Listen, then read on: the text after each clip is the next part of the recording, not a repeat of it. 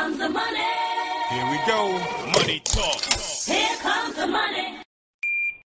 Magandang hapon, Cagayan. Magandang hapon din po sa mga taga Ilocos Norte at ganun din sa lungsod ng Maynila. Ito na po ang update natin sa resulta ng STL second draw 4 PM. Good luck po sa ating lahat.